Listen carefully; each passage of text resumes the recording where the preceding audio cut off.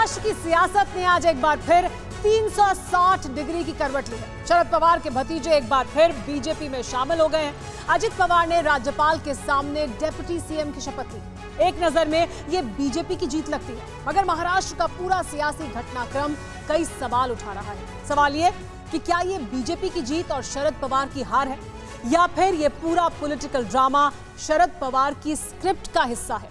ये 2024 के लिए पवार का क्या पावर प्ले है, और इसी पर आज हम बात करने वाले हैं। इसी को हम डिकोड करने वाले हैं कि दरअसल ये गुगली है या फिर ये शरद पवार का पावर प्ले है।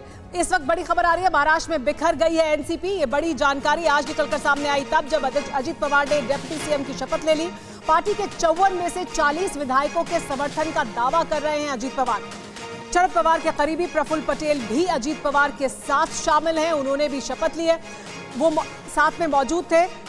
शपथ ग्रहण हुआ है 9 लोगों का, लेकिन साथ में छगन भुजबल और प्रफुल्ल पटेल शामिल थे। शरद पवार के करीबी अजित पवार के साथ उस शपथ ग्रहण में मौजूद रहे तब जबकि अजित पवार ने उप मुख्यमंत्री पद की शपथ ली। एक और बड़ी खबर आपको बता दें वो ये कि शपथ ग्रहण के बाद अजित पवार ने क्या कहा। प्रधानमंत्री मोदी का काम सब देख रहे हैं, कहा अजित पवार ने। सभी मोदी विरोधी एकजुट हो रहे हैं।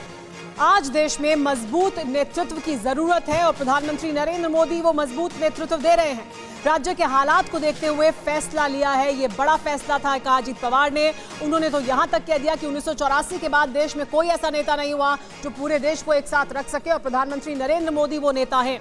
ये पूरा बयान अजित पवार ने शपथ ग्रहण के बाद दिया। लेकिन शपथ ग्रहण के बाद सीएम शिंदे ने क्या कहा, यानी महाराष्ट्र के मुख्यमंत्री एकनाथ शिंदे ने कहा कि अब हमारी ट्रिपल इंजन की सरकार है। पहले से काम कर रही थी शिवसेना और बीजेपी की सरकार, अब इसमें एनसीपी शामिल हो गई है, तो ट्रिपल इंजन की सरकार बन गई है। सरकार अब और तेज चलेगी। हमने कोई तोड़फोड़ नहीं की है।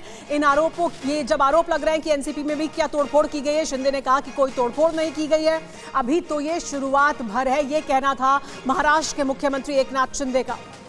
एक एक कर सभी के बयान, वो तमाम पक्ष जो इस पूरे घटनाक्रम में शामिल हैं, सबने अपने बयान दिए। लेकिन अजित पवार की बगावत के बाद शरद पवार ने भी प्रेस कॉन्फ्रेंस की। पार्टी के खिलाफ जाने वालों पर एक्शन होगा, ये उन्होंने कहा। ये बीजेपी की गुगली नहीं है। जब शरद पवार से पूछा गया कि क्या ये बीजेपी की गुगली है, उन्होंने कहा ये बीजेपी की गुगली नहीं है। घर में फूट की बात मैं नहीं मानता, यानी घर में फूट की बात को भी स्वीकार नहीं कर रहे हैं। कोर्ट जाने की बात भी नहीं कर रहे हैं। शरद पवार का कहना है कि वो कोर्ट नहीं जाएंगे, जनता की अदालत में जाएंगे। साथ ही ये भी कहा कि वो इसे बीजेपी की गुगली नहीं मानते। कोर्ट नहीं, जनता के पास जाएंगे, ये साफ तौर पर कह दिया शरद पवार ने, यानी चुनौती नहीं देंगे। अजित पवार जिस तरह से एनसीपी के सभी विधायकों को लेकर शामिल हो गए हैं सरकार में, मुझे उनकी नहीं उनके भविष्य की चिंता है, कहा शरद पवार ने।